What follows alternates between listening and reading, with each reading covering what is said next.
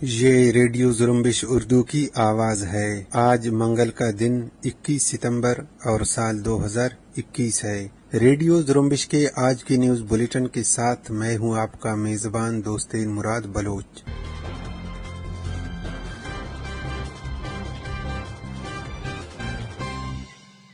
Radio Zrumbesh کے آج کی نیوز بلیٹن میں بلوچستان سمیت علاقائی اور عالمی خبریں شامل ہیں۔ آئیے آج کی خبریں سنتے ہیں۔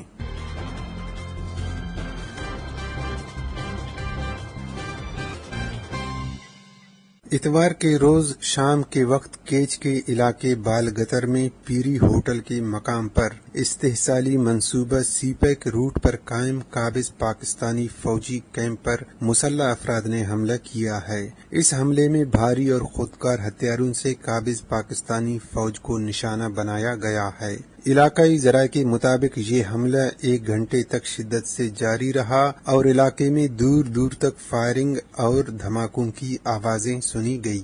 شال میں بلوچ اسٹوڈنٹس ایکشن کمیٹی اور بلوچ اسٹوڈنٹس آرگنائزیشن کی جانب سے میڈیکل کے طالب علموں کے مطالبات کی حق میں جامعہ بلوچستان سے لے کر عیدی چوک تک ایک احتجاجی ریلی کا انعقاد کیا گیا، جس میں طالب علموں سمیت مختلف طبقہ ہائے فکر سے تعلق رکھنے والے افراد نے کثیر تعداد میں شرکت کی۔ احتجاجی ریلی سے خطاب کرتے ہوئے طلباء رہنماؤں نے کہا کہ بلوچستان میں تعلیمی نظام نہایت ہی مخدوش ہو چکا ہے، جبکہ وفاقی جانب سے قائم کردہ انتظامی ادارے متعصبانہ انداز میں ہمیشہ سے ہی بلوچستان اور دیگر صوبوں کو مسلسل نظر انداز کر رہے ہیں۔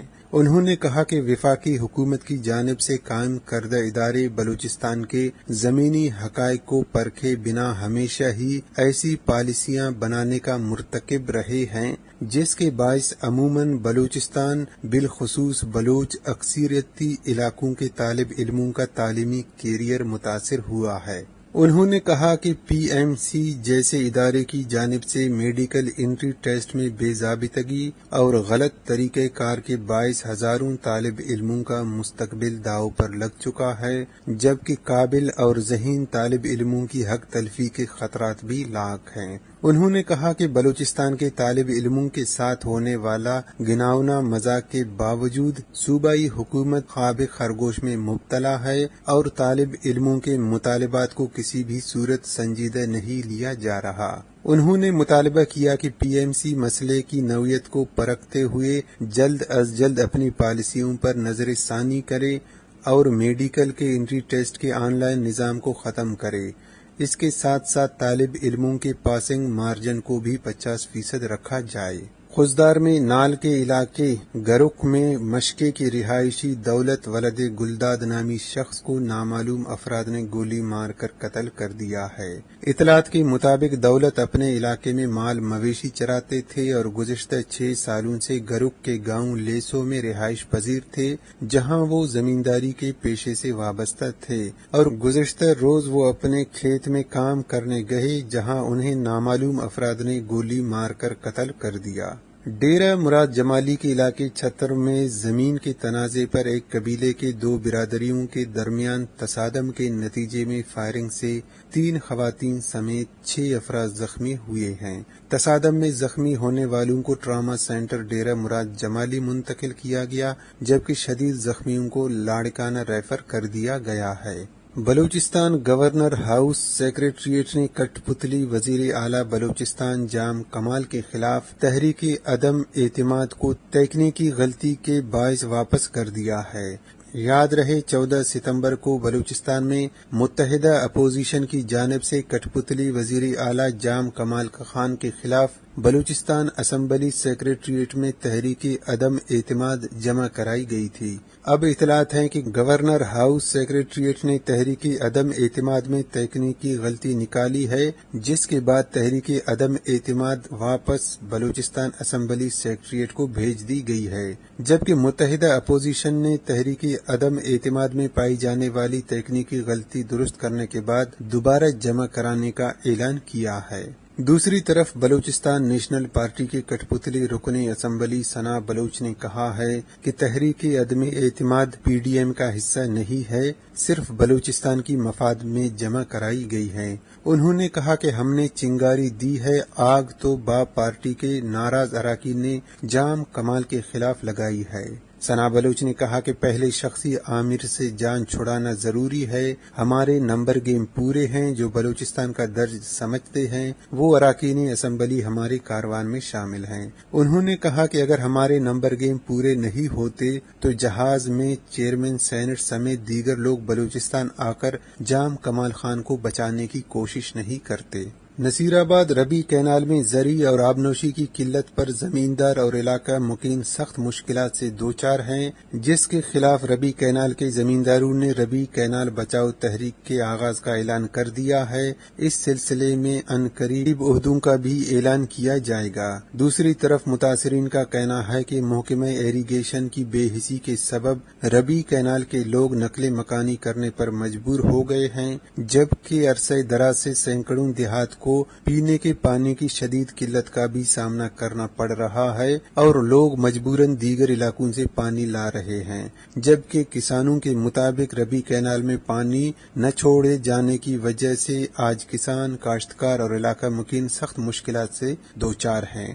انہوں نے کہا کہ ہر سیزن میں محکمہ ایریگیشن کی جانب سے ربی کینال کے زمینداروں اور کاشتکاروں کے ساتھ ستم ظریفی کا یہ رویہ جاری رہتا ہے اور وقت پر پانی نہ ملنے کی وجہ سے عوام سخت اذیت سے دوچار ہوتی ہے اور پانی کی قلت کے باعث اس کے اثرات فصلات پر بھی پڑتے ہیں اور کم پیداوار حاصل ہوتی ہے، جس کی وجہ سے کسانوں اور کاشتکاروں کو سالانہ کروڑوں روپے کا نقصان اٹھانا پڑتا ہے۔ انہوں نے کہا کہ اگر محکمہ ایریگیشن کی جانب سے ربی کینال کے کاشتکاروں کو وقت پر پانی یقینی بنایا جائے تو انہیں کسی بھی قسم کی مشکلات کا سامنا کرنا نہیں پڑے گا۔ بندوبستی پاکستان خیبر پختونخوا کے علاقے دیر بالا میں ایک جرگے کے دوران فائرنگ سے 10 افراد ہلاک اور 40 زخمی ہو گئے ہیں۔ مقامی انتظامیہ کے مطابق یہ واقعہ دیر بالا کے علاقے براول میں گانو چم کے مقام پر پیش آیا، جہاں سڑک کی تعمیر کے تنازع کے حل کے لیے فریقین کے درمیان جرگہ جاری تھا کہ اس دوران جھگڑا ہوا اور دونوں فریقوں نے ایک دوسرے پر فائرنگ کر دی، جس کے نتیجے میں جانی نقصان ہوا۔ پاکستانی فوج کے شعبہ تعلقات عامہ ISPR نے دعویٰ کیا ہے کہ پاکستانی فوج نے شمالی وزیرستان کے علاقے میر علی میں آپریشن کر کے کل عدم تحریک طالبان پاکستان کے صفی اللہ نامی کمانڈر کو ہلاک کر دیا ہے۔ ISPR کے مطابق شمالی وزیرستان کے علاقے میر علی میں خفیہ اطلاعات پر آپریشن کیا گیا، جس میں TTP کمانڈر صفی اللہ مارا گیا اور آپریشن میں اسلحہ اور گولہ بارود بھی برآمد ہوا۔ ISPR کے مطابق صفی اللہ کا تعلق میر علی سے تھا، جو فروری میں غیر سرکاری تنظیم کی 4 خواتین کے قتل میں ملوث تھا۔ اس کے علاوہ 2020 میں FWO کے انجینئروں کو بھی اسی نے مارا تھا۔ پاکستان کی اپوزیشن اتحاد PDM کے سربراہ مولانا فضل الرحمان نے پاکستان پیپلز پارٹی کو متوازی رویہ اختیار کرنے کا مشورہ دیا ہے اور کہا ہے کہ پیپلز پارٹی PDM کے بارے میں ایسا رویہ رکھے جس سے حکومت کو فائدہ نہ ہو۔ پاکستانی میڈیا سے گفتگو کرتے ہوئے مولانا فضل الرحمان نے کہا کہ اب PDM میں یکسوئی ہے اور ان کا ہدف ایک ہے، اسے دوبارہ آزمائش میں ڈالنا نہیں چاہتے۔ مولانا فضل الرحمان نے مزید کہا کہ جمہوریت میں ایک الائنس سے باہر رہ کر بھی حکومت کی مخالفت کی جا سکتی ہے اور موجودہ حکومت میں ملک چلانے کی صلاحیت بالکل بھی نہیں۔ افغانستان کے شہر جلال آباد میں طالبان جنگجوؤں پر ہونے والے متعدد حملوں کی ذمہ داری انتہا پسند جنگجو گروپ داعش نے قبول کی ہے۔ اس حوالے سے داعش نے کہا ہے کہ ہفتہ اور اتوار کے روز متعدد بم دھماکوں میں طالبان کے 35 ارکان ہلاک اور زخمی ہوئے۔ داعش کے آماک نیوز ایجنسی نے اتوار کو اپنے ٹیلی گرام چینل پر ان بم حملوں کی ذمہ داری قبول کی۔ دوسری طرف طالبان کے ترجمان ذبیح اللہ مجاہد کے نائب بلال کریمی نے افغان خبر رساں ادارے طلوع نیوز سے گفتگو کرتے ہوئے اس امر کی تصدیق کی کہ صوبہ ننگرہار کے دارالحکومت جلال آباد میں دھماکوں میں طالبان کی گاڑیوں کو نشانہ بنایا گیا۔ افغانستان کے خود مختار انسانی حقوق کی کمیشن کا کہنا ہے کہ وہ گزشتہ ماہ ملک پر طالبان کے مکمل کنٹرول کے بعد سے غیر فعال ہیں۔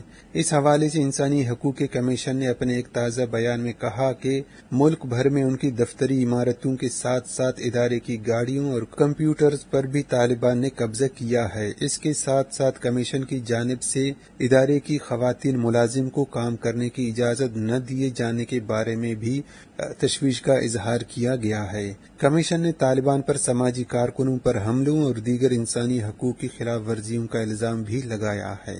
کابل کے نئے طالبان میئر نے شہری حکومت کے ملازم خواتین سے کہا ہے کہ وہ اپنے گھروں پر رہیں جب تک کہ ان کی ملازمت کوئی مرد سر انجام نہیں دے سکتا۔ اس حوالے سے طالبان رہنما حمداللہ نعمانی نے کہا ہے کہ طالبان کو یہ ضروری محسوس ہوا ہے کہ کچھ عرصے تک خواتین کو کام سے روکیں۔ کابل ہی میں طالبان کی حکومت کے بعد بند کی جانے والی خواتین امور کی وزارت کے سامنے 2 درجن خواتین کارکنوں نے احتجاج کیا۔ غیر ملکی خبر ایجنسیوں کی ایک رپورٹ کے مطابق خواتین عملے کا کہنا تھا کہ وہ وزارت میں کام کے لیے واپسی کی تیاریاں کئی ہفتوں سے کر رہی ہیں، لیکن انہیں صرف واپس گھر جانے کو کہا جاتا ہے اور خواتین امور کی وزارت کے باہر تمام نشانات مٹا دیے گئے ہیں اور ان کی جگہ وزارت قومی ورثہ کے حوالے سے چیزیں رکھی گئی ہیں۔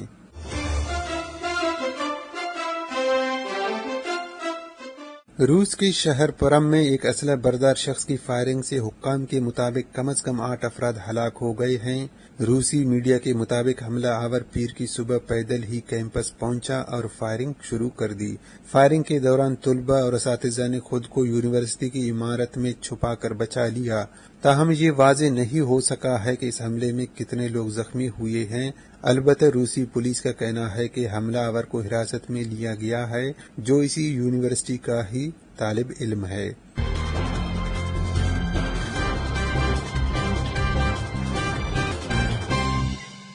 اسی کے ساتھ ہی آج کے نیوز بلیٹن کا اختتام ہوتا ہے۔ دوستین مراد بلوچ کو اجازت دیجیے اور مزید خبروں کے لیے وزٹ کرتے رہیے ہماری ویب سائٹ زرومبش.com۔